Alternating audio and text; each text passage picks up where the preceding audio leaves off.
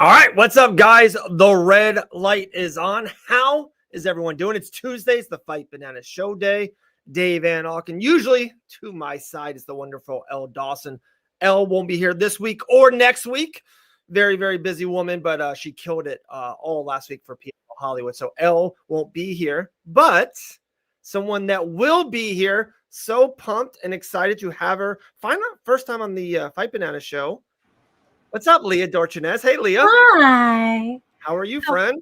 Good. How are you? Doing good, doing good. Very cool.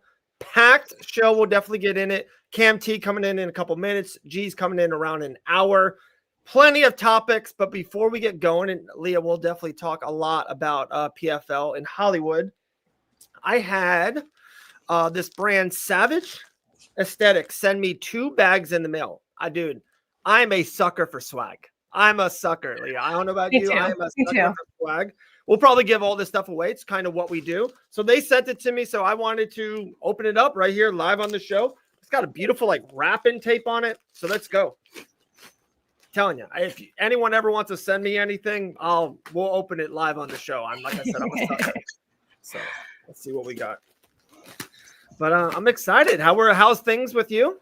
Good. Coming in hot, per usual. Hey, someone's got to do it. Look at this bag.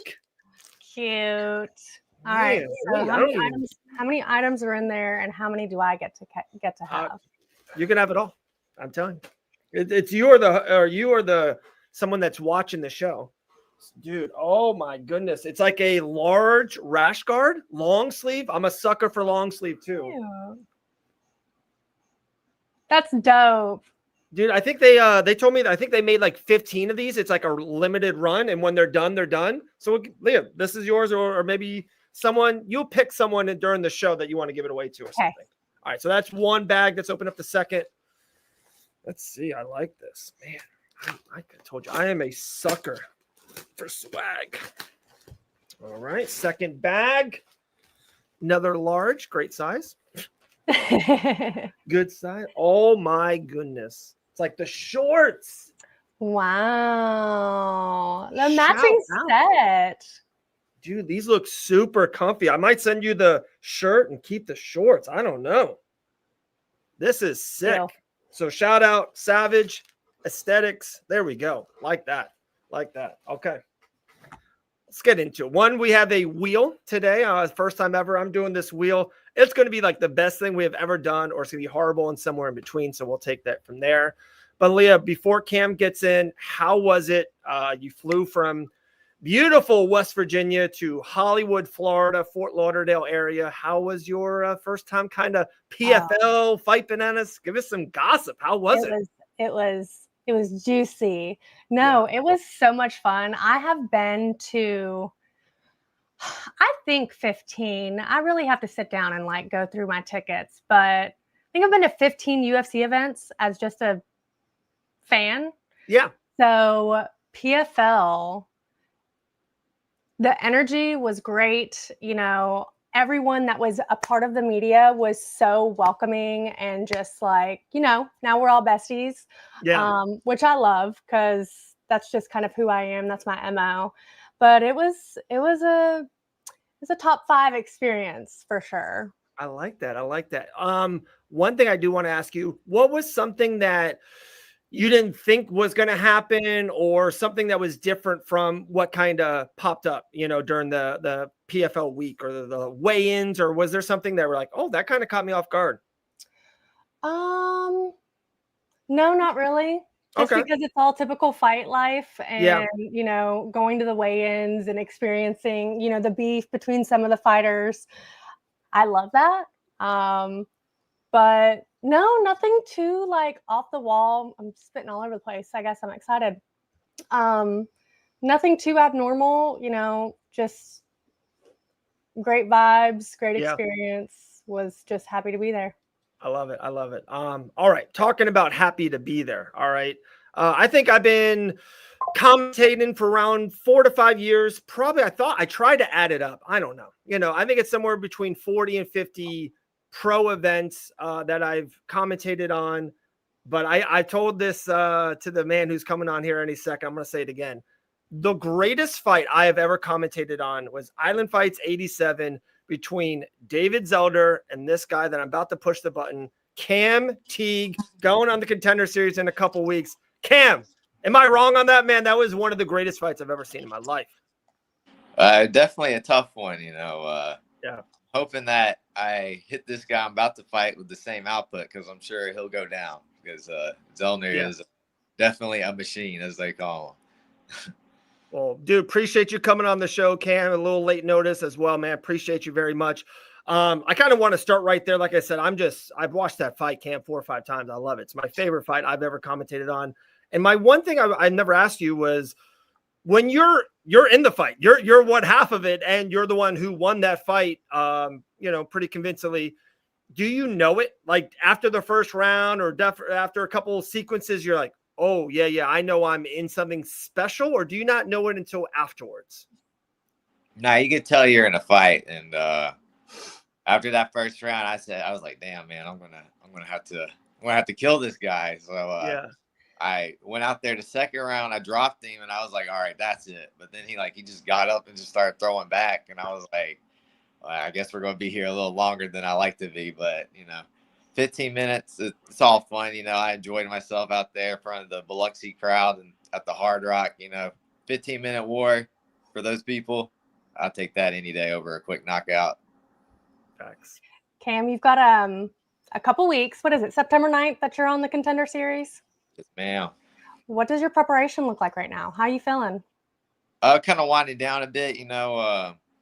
This is like the first real camp I've ever been in. Like normally when I get ready for a fight, I get 4 or 5 weeks max. So I've been training for like the past 5 months. I feel like I'm in the best shape of my life, and I'm excited to get out there and redeem myself this year. Is there anything in particular that you are focusing on during this training? You've had an exceptional amount of time. So is there anything that you really like honed in on?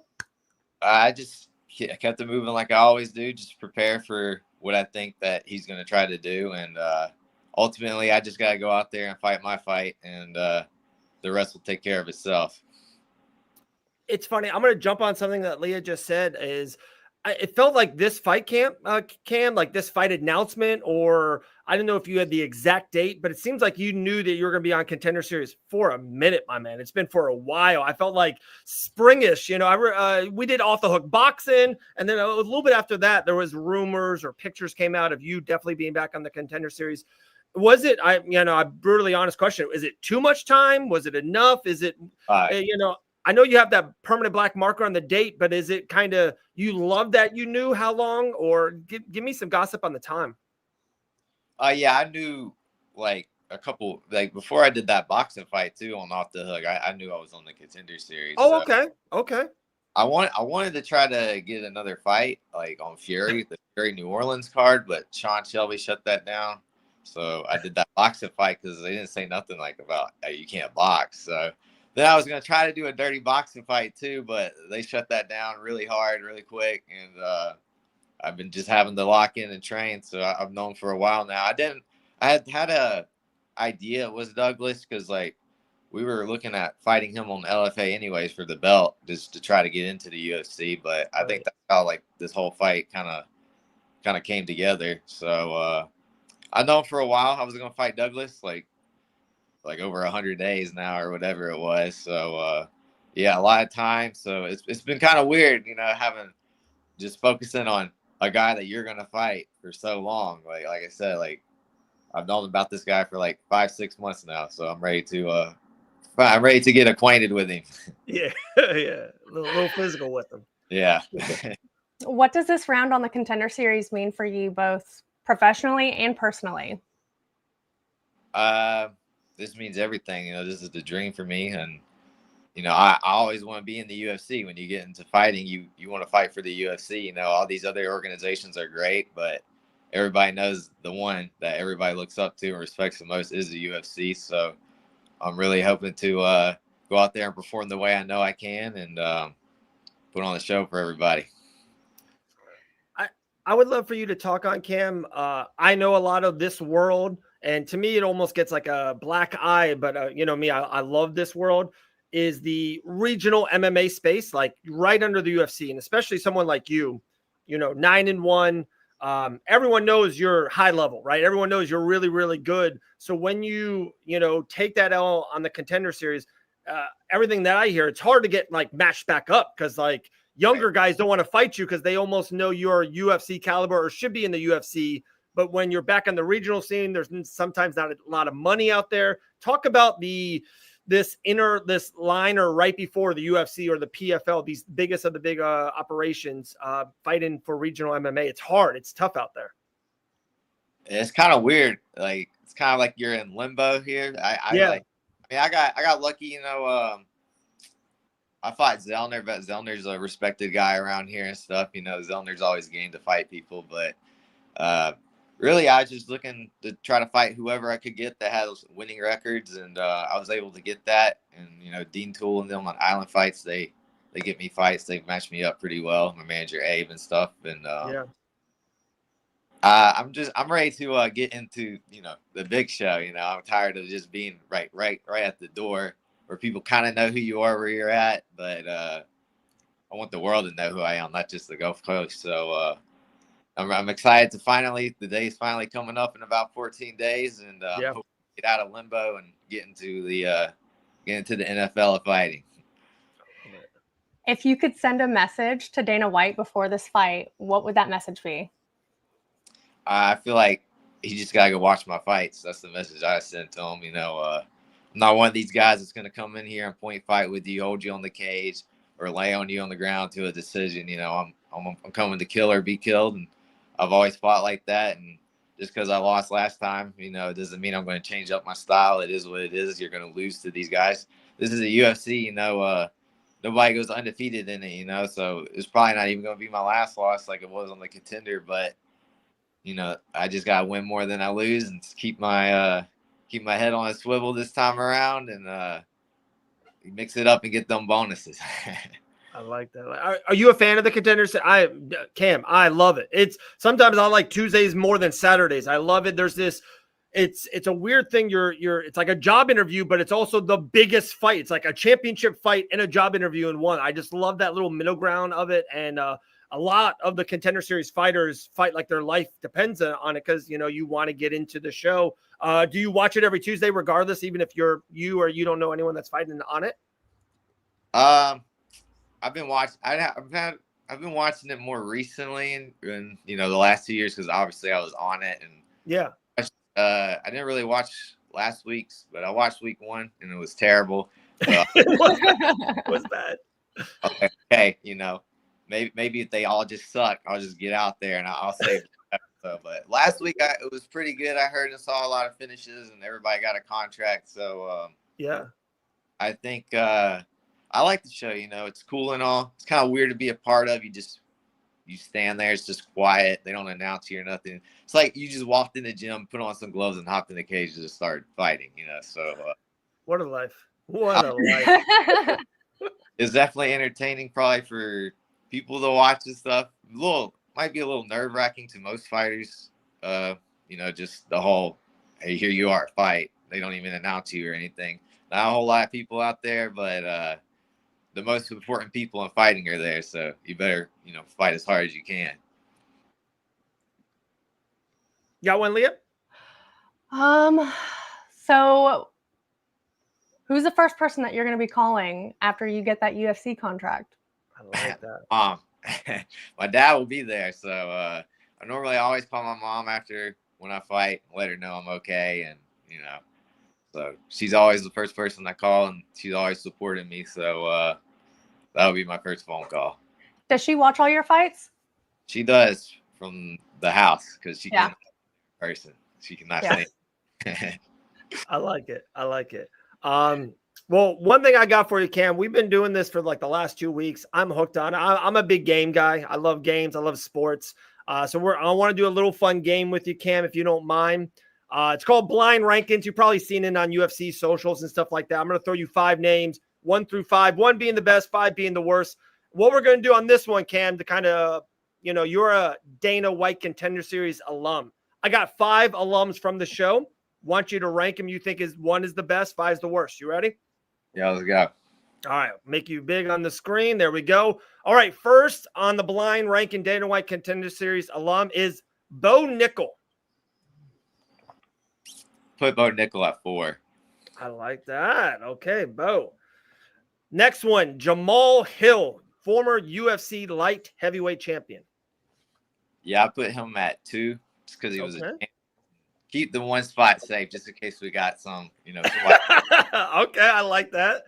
No pressure. I know he's kind of family here to fight Benaz, but no pressure on this guy. Our man Grant Dawson.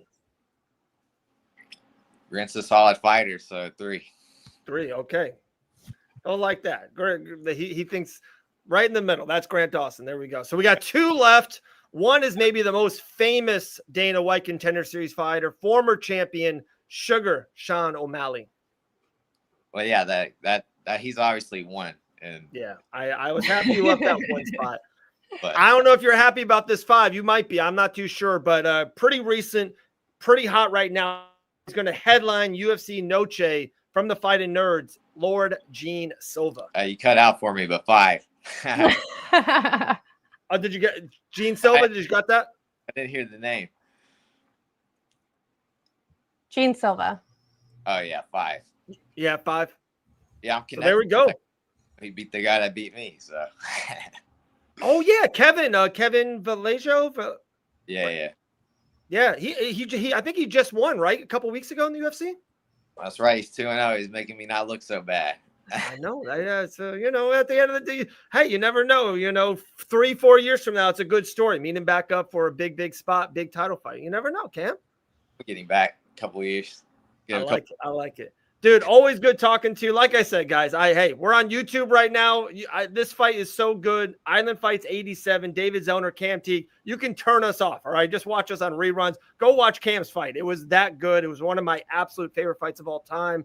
Cam, this time, not maybe, like you said, not as long, but hey, I still hope you put on that the same type of performance. It was incredible, man. I was lucky enough to be there. So appreciate you like always, brother. Yeah, thanks for having me. Thanks, Of course, Cam. man. We'll talk soon, Cam. Hey, good luck. See you in 2 weeks. Yes, sir. All right, there we go. The great Cam Teague.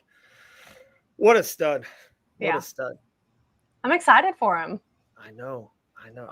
Leah, I love the Contender Series. I love it. I love it. I do too. I think we talked about it in Hollywood a little bit. I'm such a fan of it.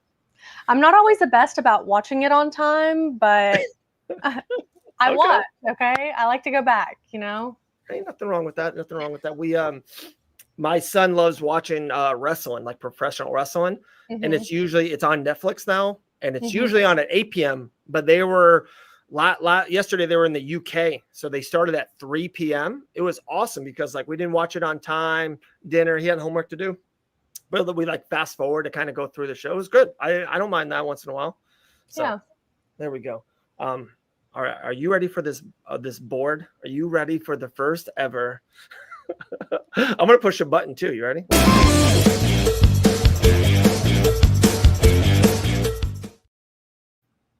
What are the effects we have? All right, so guys, I'm gonna steal this again. Like I said, I kind of named my kids almost way too much, but my kids love doing this board. They'll do snacks on it. They'll do movies on it. I wrote MMA.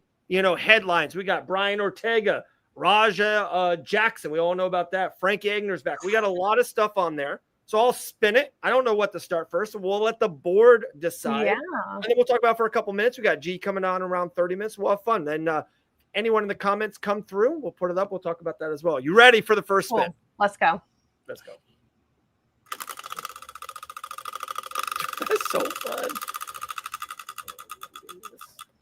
Oh my goodness.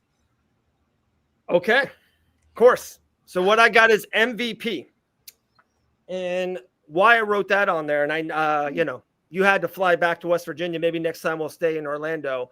After PFL Hollywood, Jake Paul had 2 live boxing events in Orlando, Florida, MVP promotions. So one, want to hit on it, but 2, kind of the news. I think it broke when we were down there in Hollywood. Jake Paul is fighting Tank Davis in Atlanta. Oh, okay. So, hey, I love it. I want your take. I want your honest opinion. What's the first thing that comes up when I say that? I'm not a fan of the Paul brothers. Hello? I know how many people are gonna hate me. I'm just not. I respect their hustle. I respect the brands that they have built. You know, all props to them. Right. And even props to their fight performances, because they're coming out here winning. Now, granted, I know some of these are what are they, like showcases or whatever, Yeah, but exhibitions. nonetheless, you know, they're still walking away with the win. Tank is also someone I'm not a huge fan of, just because his reputation outside of fighting. Sure. Fight the men. You shouldn't have that much of a record with abusing women. Yeah. Obviously, as a woman, that's insane. And just looking at that matchup in general, you know, the size comparison, and obviously this is, you know, these are names that are going to sell tickets, and it's going to be a moneymaker, and that's great. And cool beans, love it, chef's kiss. The fight itself, couldn't really care less. Okay. I respect that immensely. I respect that. SG, it is an exhibition fight. Yeah, it doesn't, neither record does it come on. I don't even know the rules. Sometimes they have to maybe wear a head guard. So all that stuff has not came out. And then of course, let's just be honest, Jake Paul is ginormous. Jake, I saw him 2 days ago there in Orlando, and I know he's off of camp. I know his stuff's going to get into it. He is a big guy. Like, people don't realize how big Jake Paul is. And Tank, same kind of thing. I was lucky enough. I was out there in Vegas for when he knocked out Lamont. No, not Lamont. Roach? Lamont. Yeah. Dude, he's tiny. He's like super, super short, small guy. So it is a circus. It is absolutely a circus. But real quick, back to the MVP events. The events Friday and Saturday were really fun. A lot of high-level boxers, met new boxers I've never met before. Ready? Shout out to some of the females. Hikaino Roach. Wasn't it, Joe? Roach? Maybe. SG, you know, I was there live. I still don't remember. I got hit in the head too many times, you know. Maybe there was some extra, you know, maybe the tequila was out that night. I don't know. You know what I mean? But anyways, the fights were awesome. And like I said, it was cool to get my eyes on new fighters. One, there's a kid named the Black Diamond. His name is Pedro. He fought on Off the Hook Boxing. I commentated on his fights. I know, yeah, Dave got CTE watching the fight. Good one, SG. Good comment. I appreciate that. So that kid's awesome. He got that knockout. That's the one that he had the pink hair. It was on ESPN, Bleacher Report. Great kid, by the way. Great team. So I love that for him. I will say this, and we're always honest on this show. It's why it's who we are. So you were there for PFL. We had a room. We had food, we had drinks, we had air conditioning, we had our own space, we had a couch, we had chargers, whatever we needed, they got for us at that event. For MVP in Orlando, they didn't have any of that. They had nothing. It was just, I had to buy an $8 can of soda. It was tough out there in Orlando. So I just, you know, it's going to be honest. The fights were good, though. The fights were good. There was, I think the prospect show, Leah, had like 12 fights on it. So it's a long night. It's a long night, especially, I'm be honest, I was out there for PFL Charlotte. We had that live show down in Hollywood. Then the event itself, I was a little tired. I was running on empty. So it was probably a little bit longer than I thought, maybe in real life, but it was a long night. It is what it is. Yeah. I think that how these organizations treat their media and the backside is very important, you know, because we are the people that are broadcasting all the information and putting the content out. So maybe they're learning. Let's, you know, play devil's advocate. That's my favorite. You know, maybe they're learning, and maybe someone somewhere will hear this and be like, we didn't have anything for them. No snacks, not even some crackers. Dang, the airlines do better than that. And here's the worst part. Here's my last thing on it. And we'll spin the wheel again. I already erased MVP, so we got an empty spot on the wheel. How they did it too was to get to the backstage or get to talk to the fighters, how we did with what Impa and Fabian, whoever won on a PFL, and hopefully we'll talk about it if the wheel picks it. To talk to the fighters for MVP, you literally had to walk out of the arena. So you had to walk out of the gates to get back in, talk to the fighters. Then you had to kind of line back in to do the security gate all over again.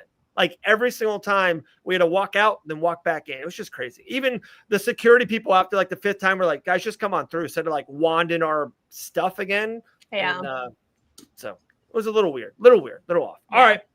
Number 2 on the wheel. We got 12 things on it. If we get to all 12, we get to them. Here we go.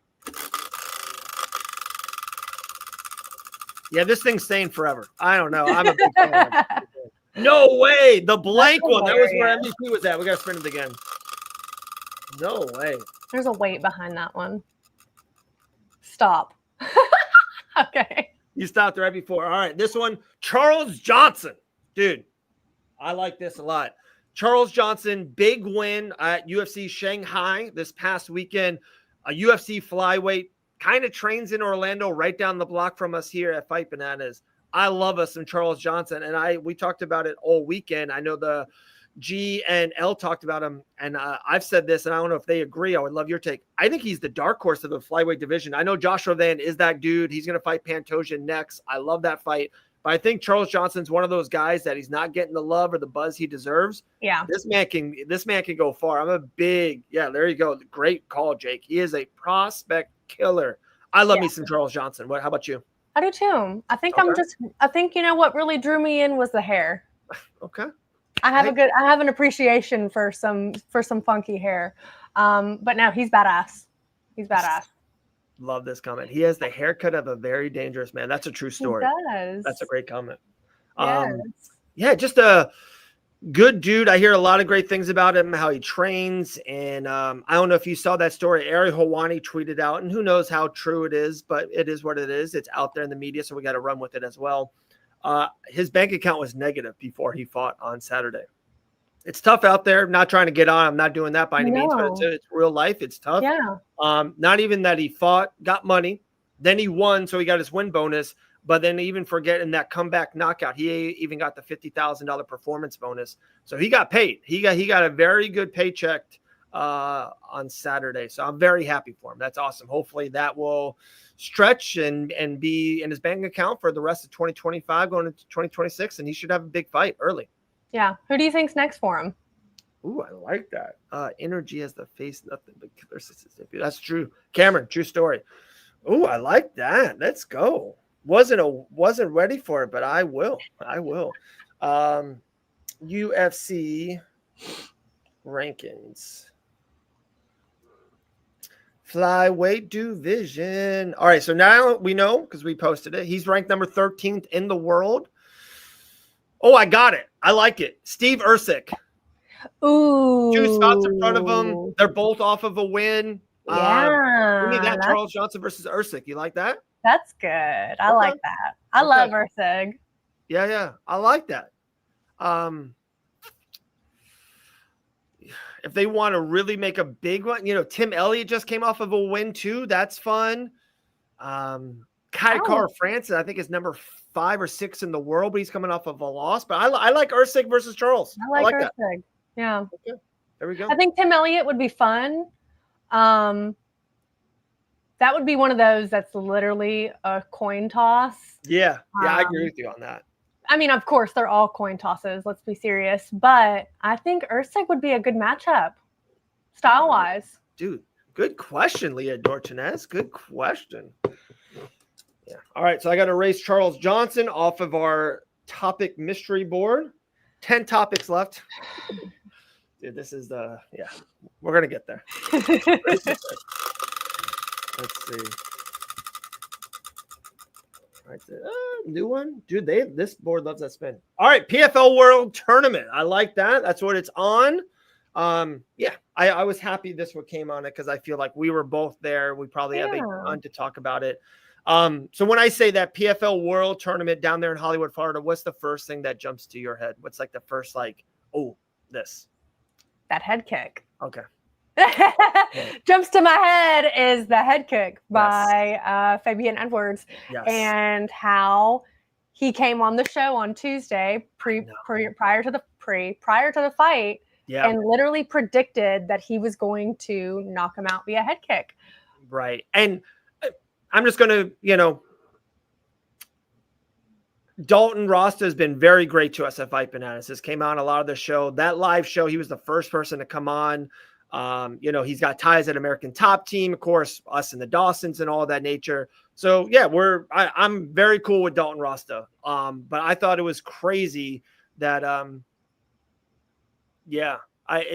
3 years to the day. We kind of talked about it on the show, and like Fabian it was so funny because the live show was live, and he kind of like laughed it off, and he kind of said like, oh, that would be crazy. Like that would be crazy if that happened. And then it did. It was like, oh my goodness. Like insane. And like SG said, the planets aligned for that head kick to land exactly. Yeah. It was 3 years, right? 3 years to the day after Leon. Yeah. And I know that in media, everyone wants to ask questions. And of course they want to reflect on that, right? Because it's just mind blowing. Yeah. For that same event to happen with brothers 3 years and a day apart. But I really respected how when people started directing questions toward Leon, he was like, thank you. This is my brother's night. Like, talk to my brother about tonight, and I'm not going to say I dislike Leon Edwards. I just kind of am indifferent. He's a great fighter. Sure. I like to watch him. I've actually went and seen him fight in person a couple times. But yeah, that was just really, really respectable and very just kind, put the spotlight back on his brother, because Fabian deserved it. He's the one that went out there and put on that performance, knocked Dalton out, and took the belt home. I couldn't agree more, and I'm happy you said that, Leah. And like I said, I love being there at these events and seeing stuff like that, and then bringing it back to the show, because people would never know that story. So, guys, after the fight, the PFL brought all the winners back. There was a media room, and there was like a post-fight press conference. Every single fighter did that. After Fabian won, and they did that, of course, his team kind of like enters the room. It's just kind of how they do. They kind of hang. Honestly, there's also a ton of good food and drinks there. So it's funny. You see like the other coaches during the whole night, they like jump on some of those food, right? Chicken empanadas and mozzarella sticks. They got some brownies there. They get a cold can of Coke, whatever they want. But yeah, and Leon's a big name, and he's a big person. But some of those media members drive me crazy because they kept on saying like, oh, dude. I'm in the media to have fun, make maybe a little bit of money, and then the other 30% is just to get free food in the media room. Yeah, the PFL is amazing. It's good. They for our live show, we had free food and free drinks all day long. Yeah, they do it right. They do it good. But back to my point, like some of the media members were like, oh, Leon, get up there, say something. It wasn't about Leon. It was about Fabian. It was his night. Big win for him. He won the tournament, and I thought it was really cool that he did say that. He's like, hey guys, it's not about me at all. Like, let's kind of put that to bed. So, couple big wins. Shoeface in the featured fight, he won the light heavyweight championship. Crazy on him. That was one of the best fights of the night. Impa Kasanganai won a really, really good fight. He was great to the media afterwards. Why is the media room food not a topic on the wheel? SG. Hey, I knew it'd come up during the PFL Hollywood. I know my stuff, SG, but we appreciate it. That should be the thing. I'm telling you. And then the food is so good. Oh my God. It's every single time. Charlotte was great, but PFL Hollywood did not disappoint. They got these brownies. Did you get one of those, Leah? I'm a guy, so I'll get into the treats late at night. So it was a brownie with like white vanilla frosting on top. I missed it. I missed it. Sorry. But it was shout out to the PFL. It was a great event. I thought, and then we talked about this. We sat, where the media sat to watch the event. I thought the venue's awesome. It's so good for fights, right? Like it's such a great venue. Yeah. Hard Rock Hollywood. It's beautiful. Yeah. And I think, because I've been to a lot of UFC fights. So I've been to a lot of big arenas, Madison Square Garden, T-Mobile, TD Gardens. I've been to all these big places. Hollywood is a little bit smaller, but I think it makes it more intimate. It makes it more personal because you and I witnessed just walking through the crowd from the media room to our seats, all of the big names walking around. Tell us some. So RoboCop was there. Clay Guida. Chimaev's buddy, I'm gonna butcher his name. Sasakarov, the guy who won 2 fights in 4 or 5 days, he was there. Megamod Umlatov was there. Charles Rosa, I saw. Rafael Fiziev, I saw out there. Oh, did you? Yeah. I said, "What's up to Rafael?" I was like, "Hey, you're gonna win in Brazil." He goes, "Yes." There you go. It was cool. It was cool. A lot of people. And then when we saw the main event, we were kind of sitting in the American top team section. So there was Vicente Luque and, a lot of ATT guys, or a lot of down South Killcliff guys were there. So. Yeah. Just makes it a little bit more, personable, I guess. I totally agree. I love the venue. Because when you go to those bigger fights, the chances of you seeing someone, unless they are sitting on those lower or mid levels, it's not very common. But yeah, I thought it was dope. I was happy. Yeah. Also, the Hard Rock has really, really great waitresses. Yeah. Yeah. Shout out to Terry. All right, I gotta tell a story now. I got to. This is us. This is the show. Terry. I'll get back to the wheel in a second. So Elle Dawson wanted to get some food in her, and I did too. You did too, but this is Fight Bananas is Elle Dawson's world, and we just live in it. She is the queen of Fight Bananas, so we wanted to feed her, right? So we wanted to feed her, and Aaron was there, the great camera guy. Aaron and Leah was there. Jonathan didn't get there just yet, so we wanted to get something to eat beforehand. And she's like, "Let's go to the Hard Rock Cafe." I'm like, "Whoa." Hard Rock Cafe, usually there's a line. It takes a little bit, and we wanted to get there on time. So in the media room, sometimes it's really important to get there early so you get a spot, right? So we go to the Hollywood Cafe, and we get our order in. I thought pretty good. We're doing it. But our waitress, her name was Terry. I called her Miss Terry. She could talk. She was telling us stories about Anna Nicole Smith, Elvis Presley, Barack Obama. I don't know. She just kept going and going. She says she's been there for over 20 years. So she's got stories. I think our food got made twice because it took a minute for it to get out there. But it was crazy. It was fun time. She was like the encyclopedia of the Hard Rock Cafe. Yeah. Knows all the ins and outs and the secrets and the mysteries and the ghost stories and everything else in between. After Anna Nicole Smith died, they changed the room numbers on the hotel so no one would ever know what room it was, where she died in. Fact. Crazy. There we go. Crazy. All right. Racing PFL live show. Anything else on it before we move on? I think we nailed it. No, I think we nailed it. All right. Spinning the wheel again. Got a couple empty spots. 9 left on the wheel. Ooh. Brian Ortega. I like this one. This is a good one. Do you want to start, or you want me to start with Mr. Ortega? All right, you go with it. Run it.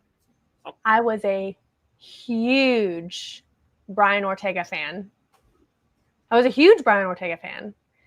When he knocked out Frankie Edgar, chef's kiss.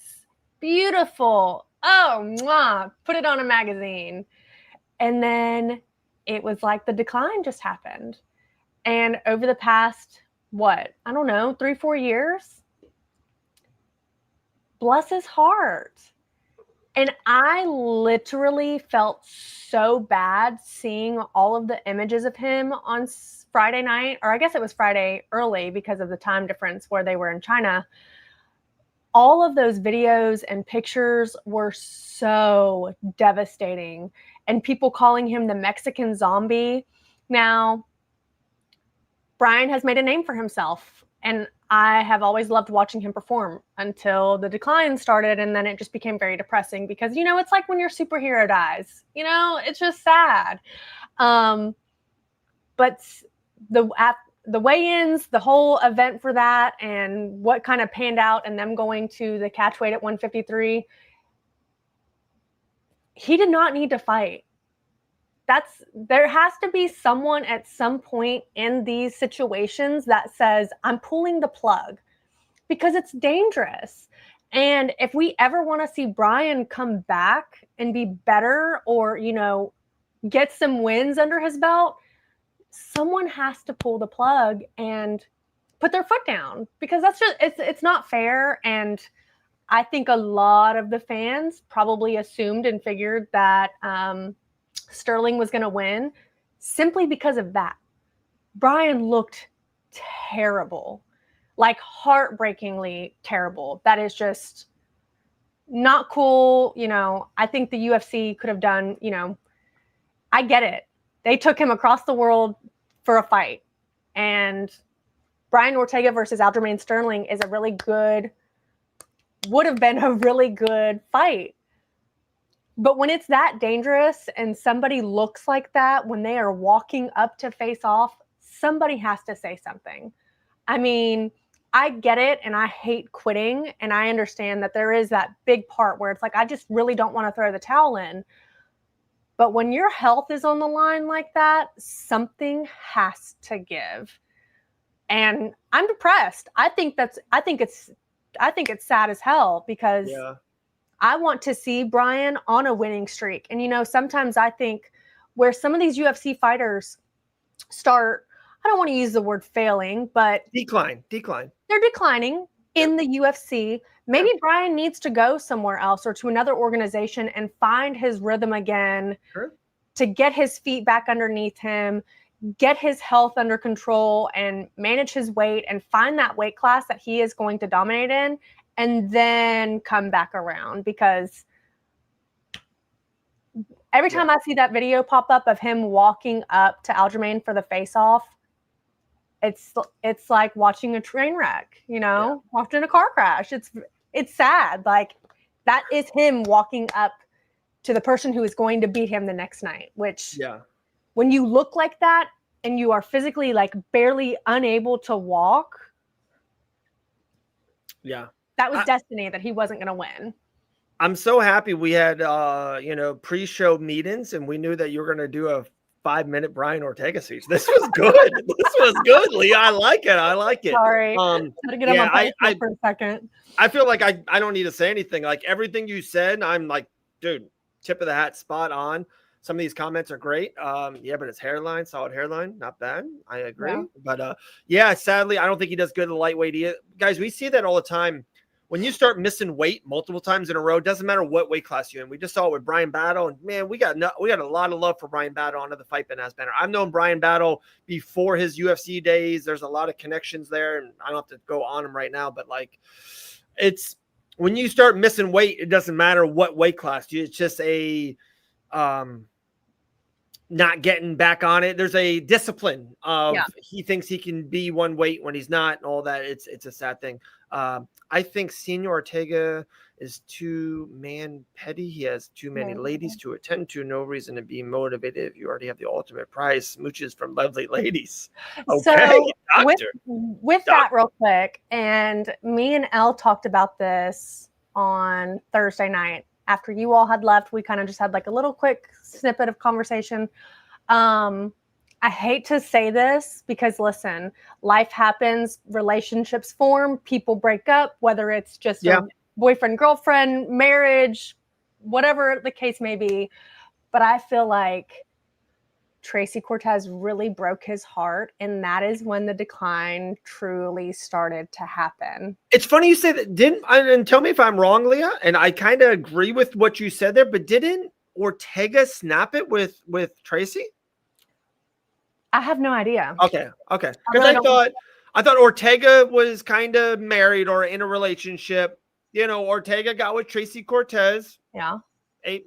God bless him. If that's what he wants to do. I agree with you. Had a good run. I think big win, if I remember right. Then he got hurt on his shoulder against Yair Rodriguez. That relationship ended. And I kind of think Ortega got back with pre-existing woman. I don't know if they're married, significant other, whatever, doesn't matter, but whatever. That is wild that ever since that happened, he's been mentally, you can see ever since Tracy Cortez, he's not been the same man. Listen, I'm in the people business. And once upon a time, my therapist told me that I should be a life coach because of the way that I kind of analyze people and see things. But I have seen a man or two really get their heart broken and never be the same after, whether that's good or bad. Sure. I mean, you flip it how you want, but I think some men don't want to show their emotions, and so it ends up damaging other pillars of their life. And my outside ignorant opinion, just little old Leah here in West Virginia, I think Brian got his heart broken, whether that was him, because he could have broke up with her and still been heartbroken. I don't think that takes away from that, but totally agree. I think that that's just my take. I love Brian. Back in my day, I thought Brian was fine as hell, and then he started dating Tracy, and I was like, all right, cool, that makes sense, because Superman, Superwoman, that's beautiful. And then the decline started, so it's like it's hard to watch. Yeah. I get excited when I see his name come up for fights and all the fight talk, but I'm just like, ugh. And I don't want the UFC to feed him to somebody, but I also don't want the UFC to feed somebody to him just to do it. You know what I mean? Right. He was a title challenge contender. Like Brian Ortega is a great UFC career. He's got to fight some really good guys. And I don't want to say, and I want to say this the best way possible too, because I think Aljo's been criminally underrated his UFC career. But Aljo is not the cream of the crop anymore. He's not the number one. Even with that win, he's ranked number 5. So it's like Ortega used to beat 1s and 2s, and if you can't beat the 5 guy, it's like, what do you do? So crazy. I couldn't agree anymore. One real question with Brian Ortega: does he ever win again in the UFC? I hope so. Okay. I don't think he does. I don't think I don't want to answer that yes or no. I just hope so. I like it. Yeah. I appreciate it. I'd love to see it. 5 down, 7 to go. Someone saw Frankie on the list. Hey, if we get there, we get there. We'll see.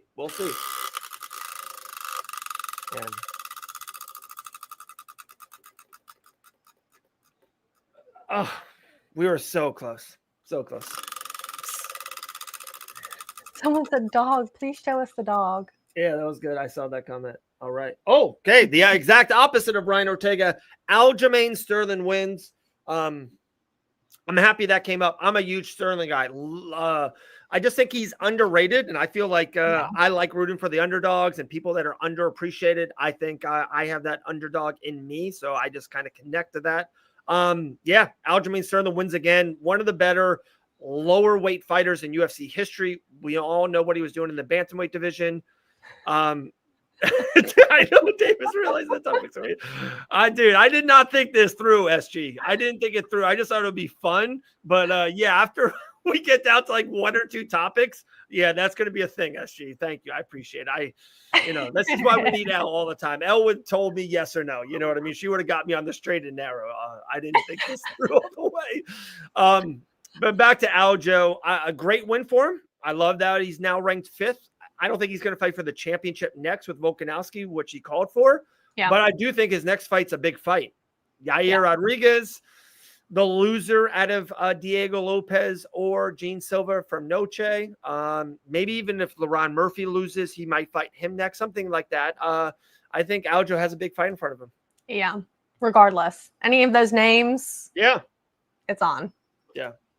Shoot, another one. Racing another one, guys. This is going to be tough. Pretty soon we're going to be like, whatever's next to it, we'll do, Yeah. All right. We feel good on Sterling. I'm happy that I was happy that he won. I don't know. I like the underdog or people. I don't know why he gets disrespected. I don't get it. I think he's really talented. Great career. Mm-hmm. Don't get it, but it is what it is.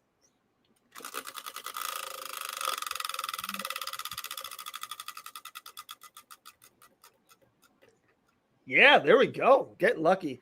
That's Johnny Walker, everyone. I'm sorry I have bad handwriting. Underdog in the main event. The first Brazilian who won the main event. They were 0-10 going into that fight. Charles Oliveira's. Pelotons, Brazil has not been kind in the main event in 2025. Johnny Walker, major underdog, goes to Shanghai and gets the win. I was happy for Johnny Walker. I really was. I was don't know happy for him personally, too. but I was happy that he got the dub. Yeah. I'm a huge fan of both him and his brother.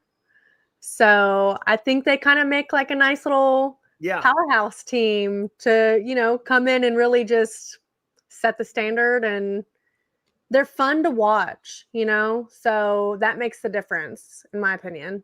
For sure. For sure. You know who was also fun to watch and is also the standard Fight Bananas' own, the strawweight queen, Canadian's own, Gillian the Savage Robertson. What's up, G? You're never going to drop the Canada thing again, are you? It's not happening ever again. Never. What's up? How you guys doing? What's up, Good, girl? friend. How are you? I'm doing good.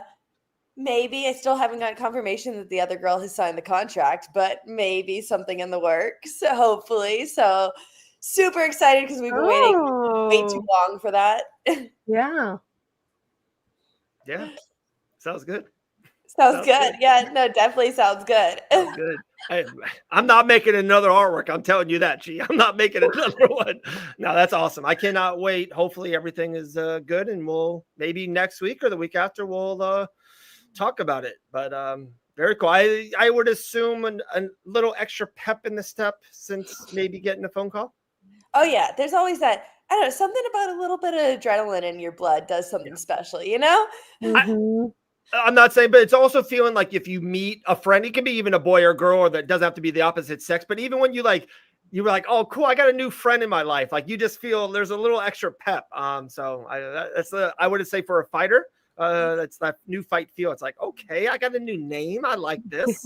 Yeah, I don't know if we're exactly friends, you know? Oh, we're not exactly going to be friends. The way the images I have of her in my brain currently aren't exactly friendly. No. It's the opposite. She's actually, I think she's horrible. So we don't like her. Okay. All right. But dude, I actually have some questions for you, and we'll talk about the PFL. I think we were both there and some stuff, but I don't know if you've been seeing. We have this wheel of topics that we've been spinning and been going off on this wheel. We've had like 5 or 6 of them, so I'm erasing them. I didn't think that all the way through, so we landed on some blank ones already, but we'll get there. We'll get there. No L. L's traveling this week and next week, so shout out to the Dawsons. Hopefully everything is good. We maybe had breakfast this morning together. I don't know if I can commit to that, saying it on air. But real quick, you were there live for the PFL. You were nice enough to come to our live show on Tuesday, which was awesome, super successful. PFL seems like wants us to do it again for any maybe American show. So I like that idea. We might be having to fly out Gillian all over the place. I like that. Anytime we can fly out G is good time. But then also you weren't there with the fights with your friend Glow. Just tell me kind of being there. You're been in the UFC for a decade, done so many things. How was it kind of being there for a media day and then just watching the fights at a different high level organization? I'm a huge just fight fan in general. I'm like being in the room, and like you just said, like that feeling you get. I'm like, I get that feeling just being in the room, seeing that cage. There's something different about that environment that you just have that energy, and I love being in that energy. Let's say shout out to one of my teammates, Lazaro Daron, who looked amazing. Probably, honestly, for me, well, obviously, I'm a little bit biased, but the most exciting fight of the night. I felt like back and forth, just very, very high level wrestling. And that was the top notch for me there.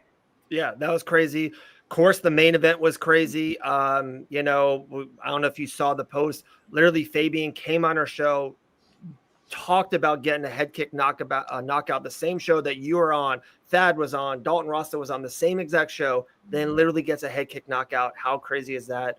But no, I agree with you. Like I thought about, we were talking about it earlier. I love the venue, and I know it's probably maybe a little bit too small for the UFC, and I get it, but I would love if they did like a fight night there or like a contender series there. I think the venue is so cool. I love it.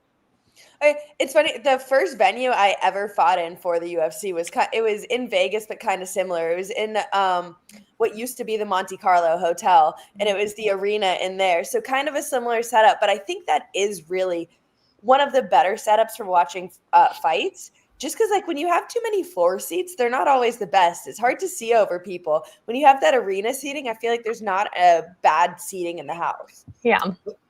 Totally agree. We literally talked about that. Like even where like the media was sitting was a great spot. Where you guys were sitting, there was like to me was the fighter section. Awesome spot. It was a great spot to see inside the smart cage.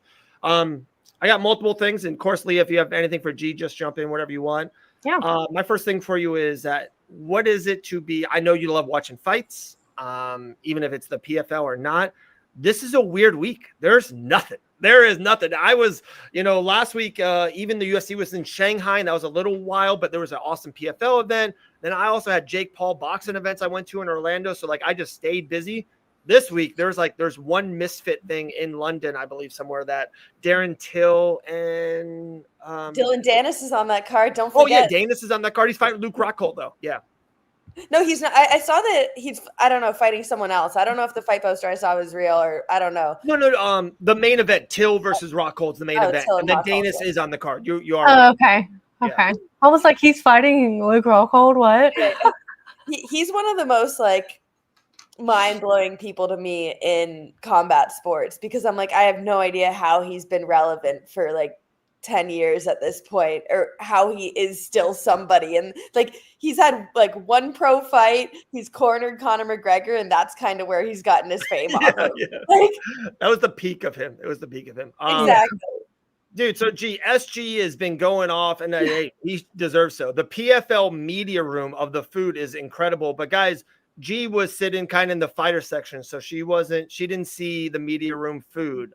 So yeah, I don't know. That's I did get to try some of Elle Dawson's chocolate chip cookies though. Stole the weekend. Stole it. 100%. I'm like, that was the star of the show all around. So good. Yeah, for sure. Our main man, Dean Toole, goes Tony Ferguson's boxing also. He's boxing Papa Salt Poppy. I believe I nailed that. So it's a big weekend of fights. Yeah, that's what I mean. Like, so my question, where do you like? Is it a little emptiness of the weekend? I have a little bit of right. I need to go touch some grass or something. Yes. Like, I'm a little empty this weekend. I got nothing on Saturday night. Nothing. Yeah. I'm like, we at least had the contender tonight to hold us over a little bit. Yeah. Yes, that was on my list. Are you been watching it both weeks? Last week was way better than the first week.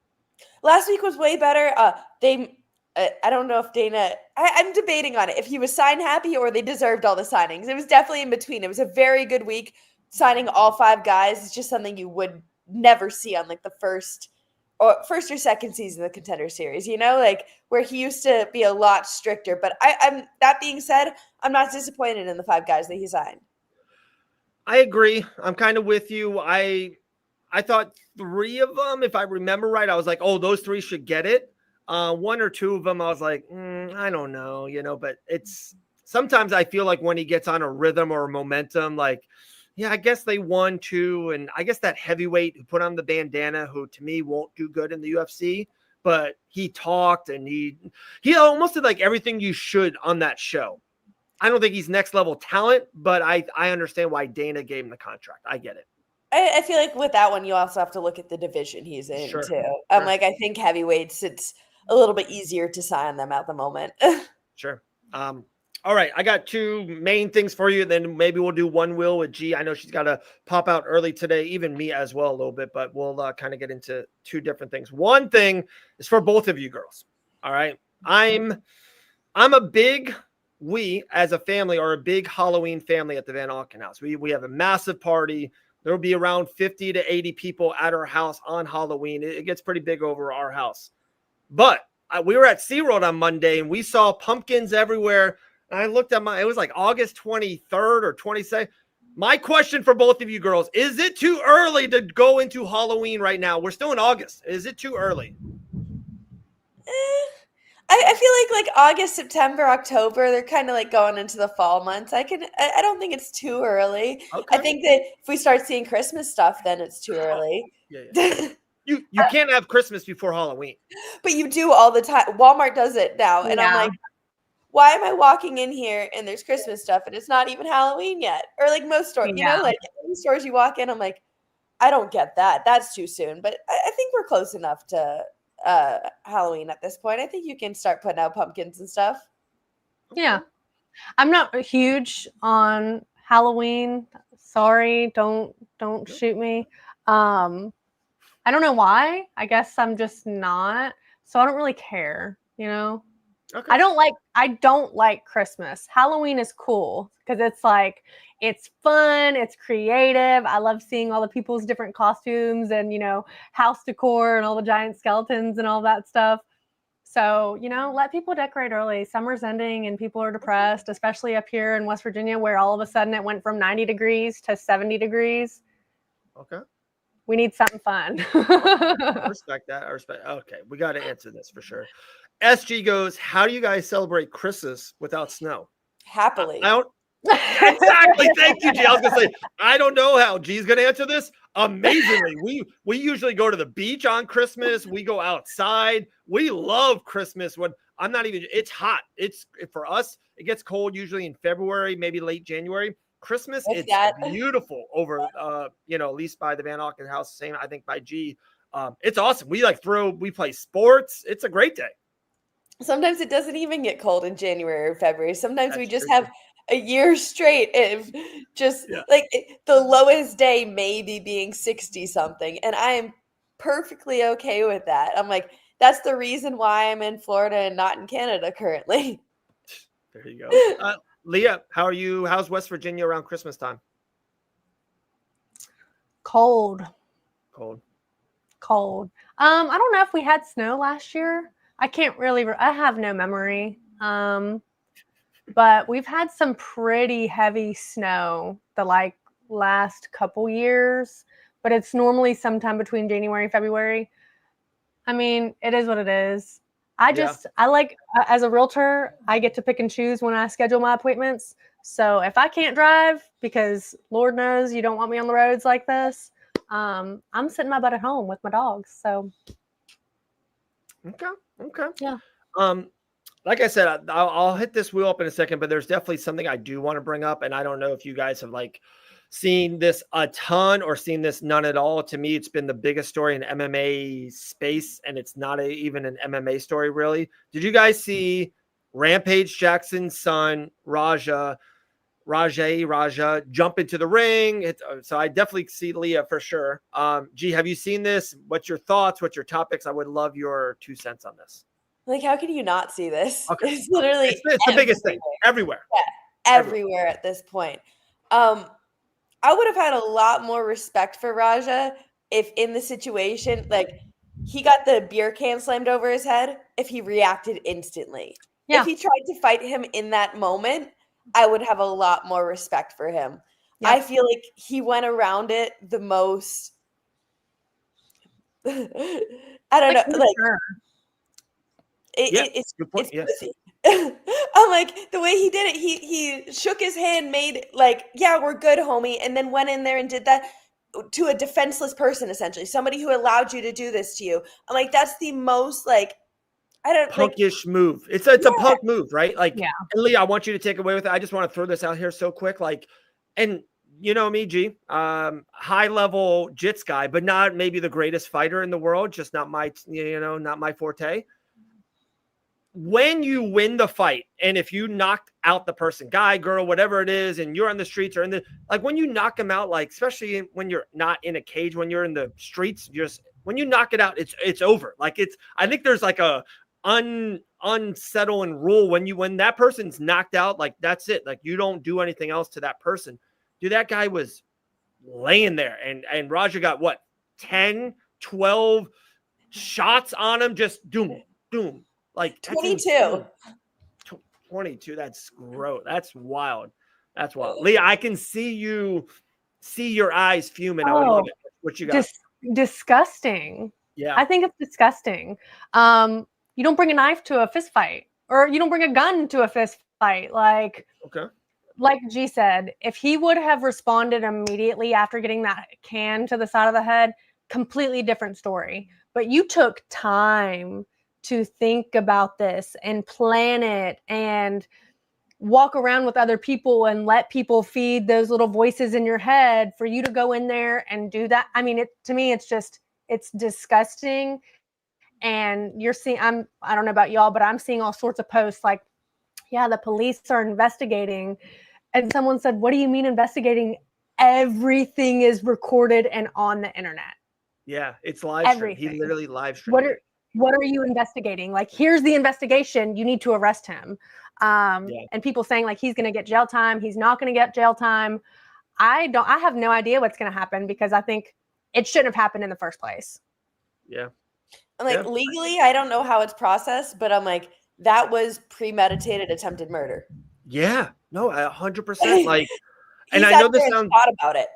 Yeah. Yep. And I know this sounds really horrible. It's so wild that the result of the man, and I'm sorry I didn't do his name, I'm sorry, but the wrestler that is in critical condition right now, what happens to him in the next 24, 36 hours is really how serious this is for Rampage's son, because I don't want to put it out there, but if it doesn't go well and he loses his life, turns into a vegetable, whatever it is, like you said, that is like attempted murder. Like it's live on live stream.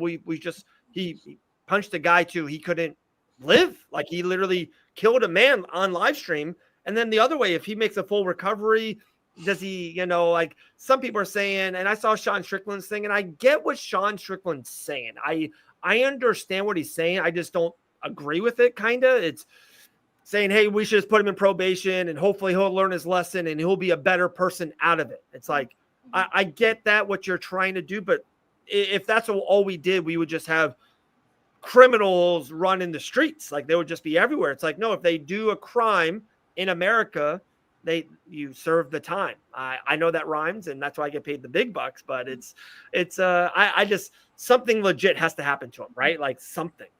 No, I guess I agree in both points. I think that in Sean's perspective, I don't think jail is good for anybody. I think it kind of takes a person who's already damaged and just kind of puts you in a worse space. The way that we do have these jails, and I think that was to his point. Is he was saying like, if I was around these people, it would have just made me a worse person. Where it's like, in America, we do just need a better jailing or something. I don't know. Like, I don't know. I was going to say that. Do you have any ideas of like?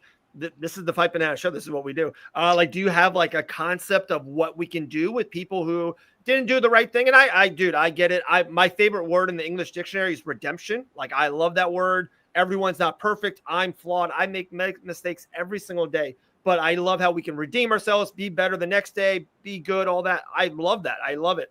But what he did though, he deserves punishment. If he doesn't get any punishment, people will just do that all the time. Like this is live stream beating someone up, like, and getting numbers on Fight Bananas. Like something needs to happen. No, therapy. I do. Yeah, something does need to happen, but I'm like, I think that to Sean's point, the way that the jail systems are set up, I don't think it is a good system. Like, right.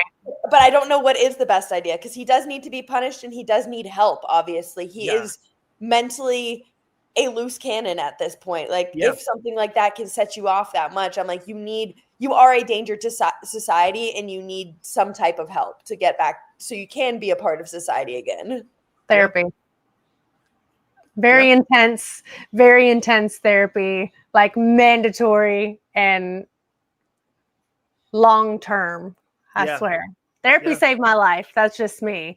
But I think that there are people who, especially men, they neglect those emotions, and that's why they come out like that. And they just do things on a whim because they're not thinking and they're listening to other people and they're doing what they think is cool or what's going to feed their ego when, there's something deep down that needs fixed.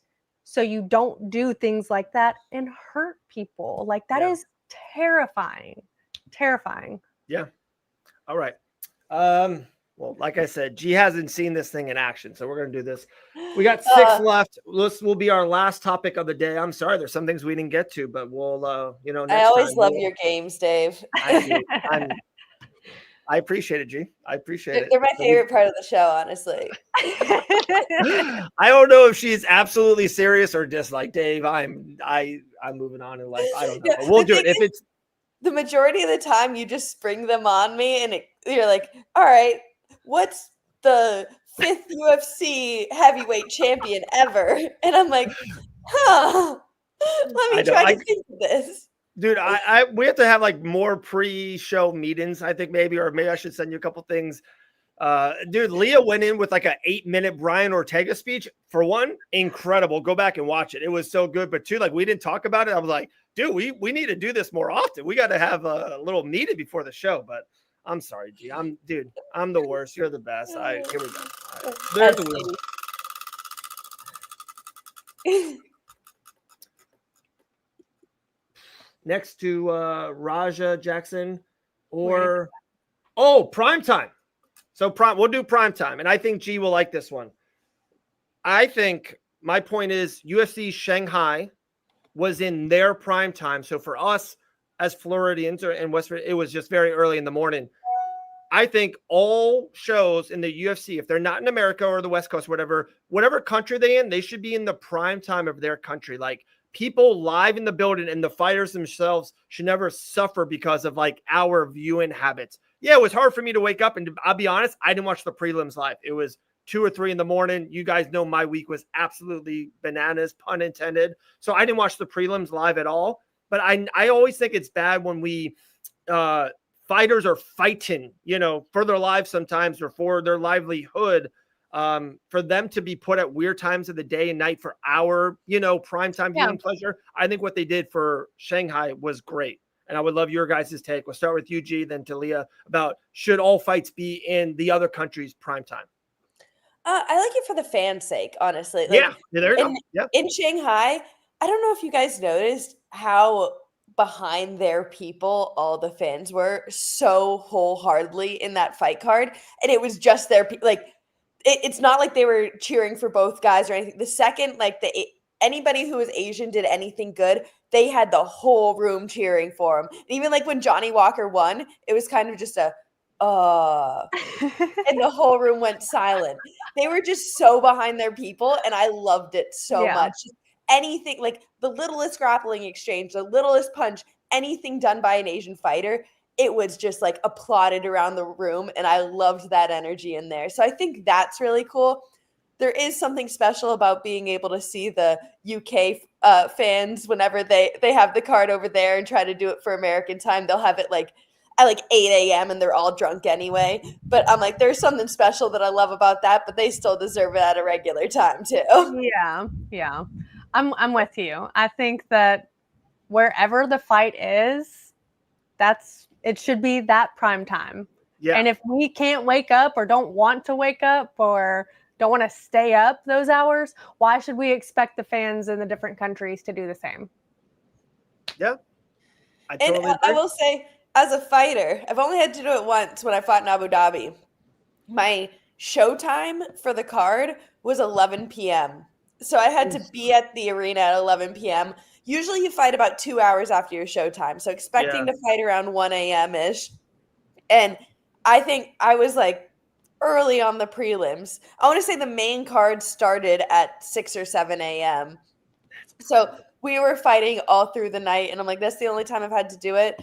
But I don't know. When you're in the moment, it kind of doesn't really make too much of a difference. I feel like when you're just on a mission. It definitely is a little bit weird. I remember doing my light shakeout at 8 p.m., then going back to my hotel room, sitting there at 10 p.m. and thinking, I still have to fight tonight. It's a weird thing sitting in your bed at 10 p.m. thinking I still have to go out and fight tonight.